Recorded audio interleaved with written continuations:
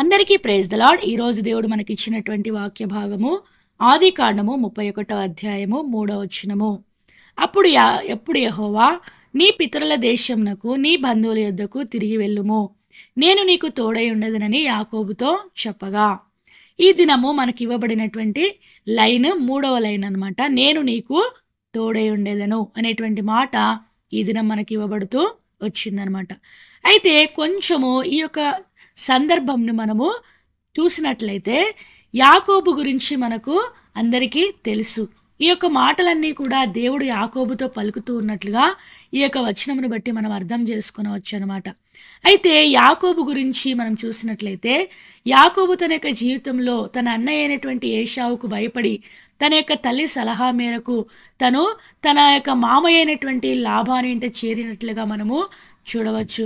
తర్వాత ఈ యొక్క యాకోబు 20 సంవత్సరములు ఎటువంటి జీతము లేకుండా, ఎటువంటి లాభం లేకుండా తన మామకు ఉచితముగా సేవను, ఉచితముగా పరిచర్య చేసినట్లుగా తన యొక్క మామ మందలను మేపుకుంటూ తను జీవించినట్లుగా మనము దేవుని యొక్క వాక్యంలో మనము చూడవచ్చు అనమాట.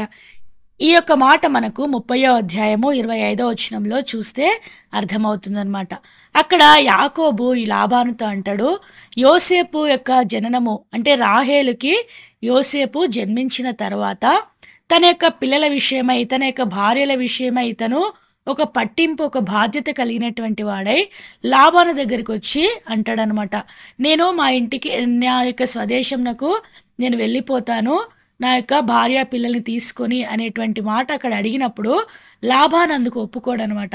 ఎందుకంటే నీవు నాతో ఉన్నందుకు దేవుడు నన్ను ఆశీర్వదిస్తూ వచ్చాడు కాబట్టి నీవు నాతోనే ఉండు, నీకు జీతం కావాలంటే తీసుకొని ఒక జీతంను నిర్ణయించినట్లుగా యాకోబు యొక్క కోరిక మేరకు తను అక్కడ ఇచ్చినట్లుగా మనము చూడవచ్చు అనమాట. ఈ యొక్క 30వ అధ్యాయం అంతా చదివితే మనకి ఈ యొక్క సందర్భం అంతా అర్థమవుతుందనమాట.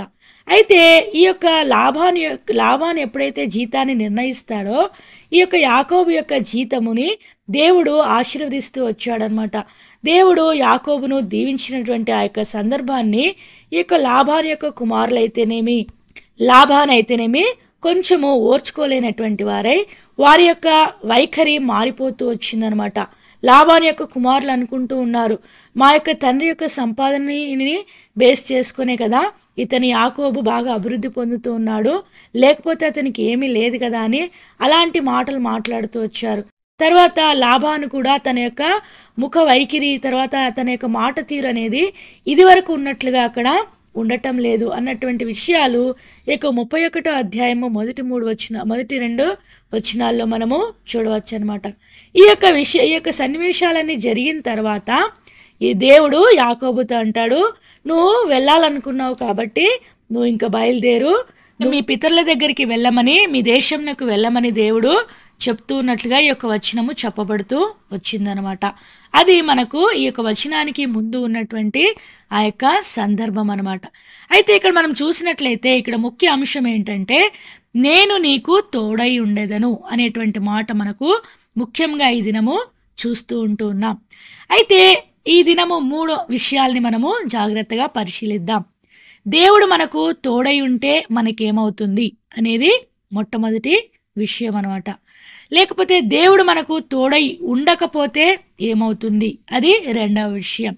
తర్వాత 3వది గమనించినట్లయితే దేవుడు మనకి తోడుగా ఉండకుండా ఎప్పుడు ఉంటాడు, దేవుని తోడు మన నుండి ఎప్పుడు దూరం అయిపోతుంది అనేది 3వ ప్రాముఖ్యమైనటువంటి విషయం. మొట్టమొదటిగా మనం చూసినట్లయితే దేవుడు మనకు తోడై ఉంటే మనకు వచ్చేటువంటి లాభం ఏంటి?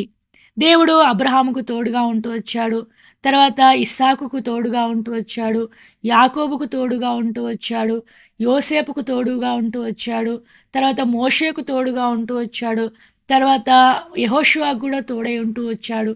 ఇలాగున మన పితులైనటువంటి వారు, భక్తులైనటువంటి వారందరికీ దేవుని యొక్క తోడు అనేది ఉంటూ వచ్చిందనమాట.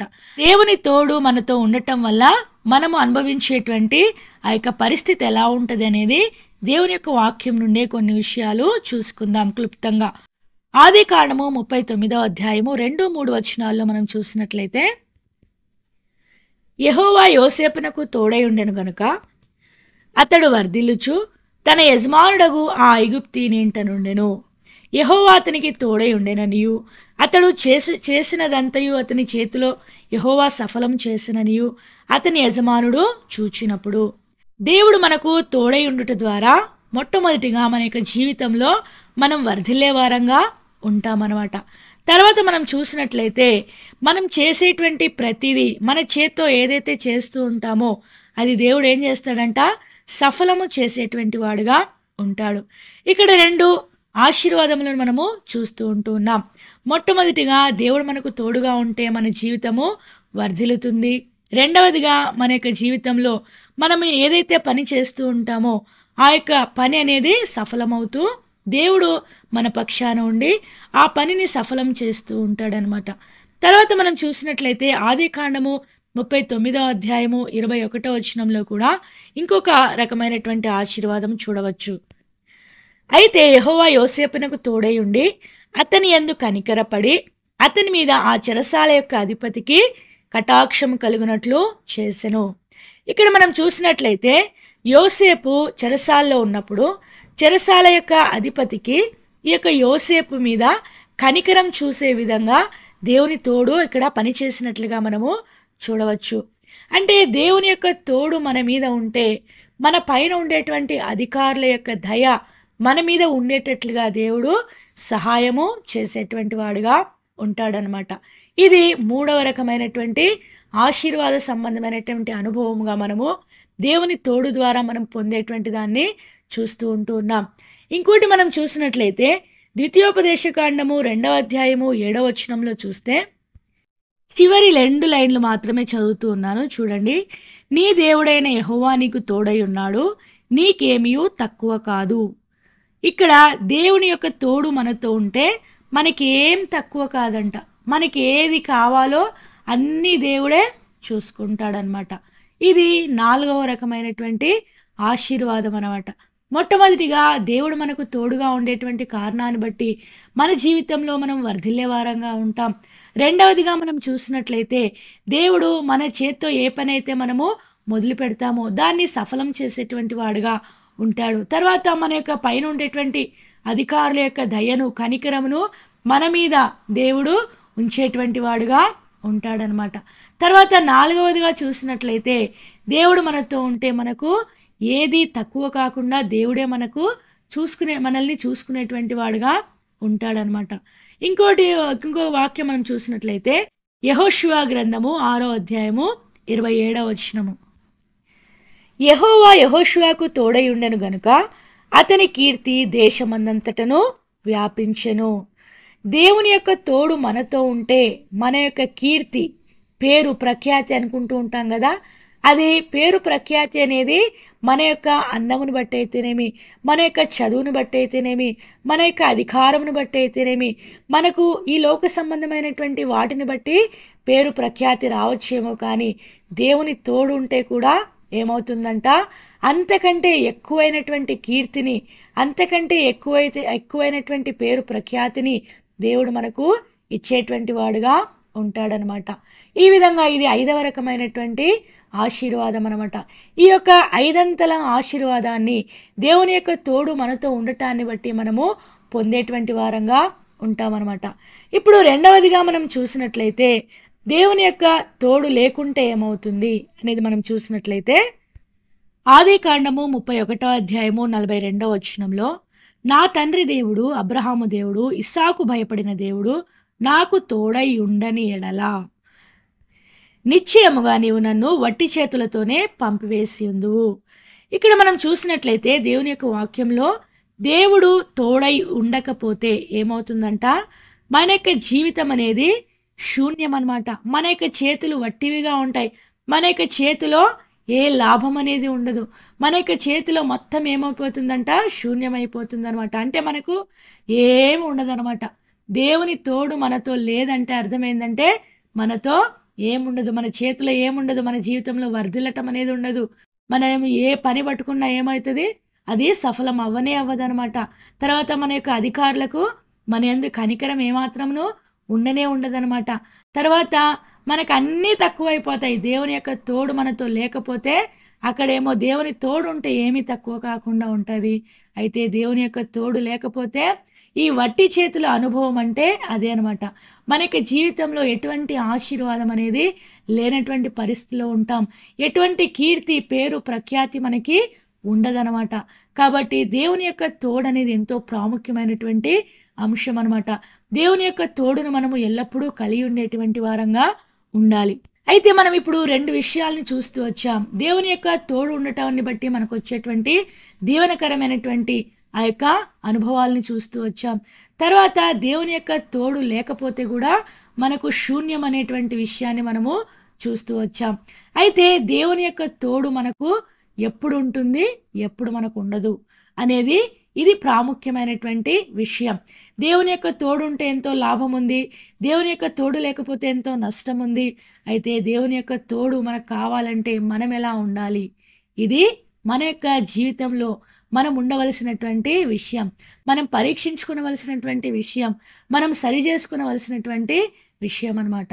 ఆ యొక్క వచనాన్ని కూడా మనం చూసుకుని ముగించుకుందాం. సంఖ్యాకాండము 14వ అధ్యాయము 43వ వచనము. ఏలైనగా అమాలేకీయులు, కనానీయులు మీకంటే ముందుగా అక్కడికి చేరి ఉన్నారు. మీరు ఖడ్గము చేత కూలుదురు. మీరు యెహోవాను అనుసరించుట మానితిరి గనుక ఇక యెహోవా మీకు తోడై ఉండడని చెప్పెను.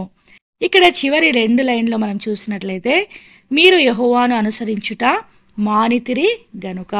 ఎప్పుడైతే యెహోవాను అనుసరించటం మనం మానివేస్తామో అప్పుడు దేవుని యొక్క తోడు మనకి ఏమైపోతుందంటే దూరం అయిపోతుంది అనేటువంటి మాట దేవుడి వాక్యం మనకు ఈ దినం మనకు తెలియజేస్తూ ఉంటున్నదనమాట. అంటే దేవుని అనుసరించటం అంటే దేవుని యొక్క వాక్యాన్ని అనుసరించటం. దేవుని అనుసరించటం అనేది మనము ధ్యానిస్తే చాలా విషయాలు మనము చూసుకోవచ్చు. కానీ సమయము లేదు కనుక ఈ యొక్క 2-3 తలంపులను ఇక్కడ చూసుకొని ముగించుకుంటూ ఉన్నాం. దేవుణ్ణి అనుసరించడం అంటే దేవుని యొక్క వాక్యాన్ని అనుసరించాలి, దేవుని యొక్క నడవడికను అనుసరించాలి, దేవుని యొక్క లక్షణాలను అనుసరించాలి, దేవుణ్ణి వెంబడించేటువంటి అనుభవంలో ఉండాలి, తన శిలువనెత్తుకొని వెంబడించేటువంటి వారంగా మనం ఉండాలి. అంటే ఎటువంటి పరిస్థితిలో అయినా కూడా మన యొక్క శ్రమల్లో, నిందల్లో, అవమానాల్లో శిలువ యొక్క భారము మనకు అధికం అవుతూ ఉన్నప్పటికీ కూడా మనం ఆయనను వెంబడించేటువంటి వారంగా ఉండాలి. ఆయన వాక్యం విషయంలో మనము తప్పిపోయేటువంటి వారంగా ఉండకుండా ఆయన వాక్యానుసారమైనటువంటి జీవితాన్ని మనం జీవించినప్పుడు తప్పకుండా దేవుని యొక్క తోడు మనకు ఉంటుంది. దేవుని యొక్క తోడు మనకుంటే ఎటువంటి ఆశీర్వాదాలు పొందుతామో చూస్తూ వచ్చాం. దేవుని యొక్క తోడు మనకు లేకపోతే ఎలాంటి మనకు ఆ యొక్క శూన్యమైనటువంటి జీవితం ఉంటుందో అది కూడా మనము చూస్తూ వచ్చామన్నమాట. గనుక ఈ యొక్క విషయాన్ని మనం గుర్తెరిగినటువంటి వారమై వాక్యానుసారమైనటువంటి జీవితాన్ని జీవిస్తూ దేవుణ్ణి అనుసరిస్తూ దేవుని యొక్క వాక్యాన్ని అనుసరిస్తూ దేవుని యొక్క వాక్య ప్రకారం జీవిస్తూ దేవుని యొక్క చిత్తమును మన యొక్క జీవితంలో నెరవేర్చుకునేటువంటి విధంగా దేవునికి మనము అనుమతిస్తూ ఆ విధంగా ముందు కొనసాగినప్పుడు దేవుడు తప్పకుండా మనకు తోడై ఉండేటువంటి వాడుగా ఉంటాడు. తద్వారా దేవుడు మనకు తోడై ఉండటం ద్వారా వచ్చేటువంటి ఆశీర్వాదాలని కూడా మనము పొందేటువంటి వారంగా ఉంటామన్నమాట. మరొకసారి మనకి ఇచ్చినటువంటి వాక్య భాగమును చదువుకొని ముగించుకుందాం. ఆదికాండము 31వ అధ్యాయము 3వ వచనము.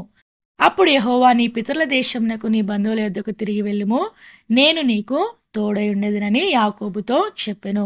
ఆనాడు యాకోబుతో చెప్పినటువంటి దేవుడు ఈనాడు నీకు కూడా తోడై ఉండాలని కోరుతూ ఉన్నాడు. గనుక దేవుని యొక్క తోడు మన నుండి దూరం అయిపోకుండా మనము అలాగున జీవించి ఆయన ఆశీర్వాదములను పొందుదుముగాక. దేవుడి కొన్ని మాటలను దీవించి ఆశీర్వదించునుగాక. ఆమేన్.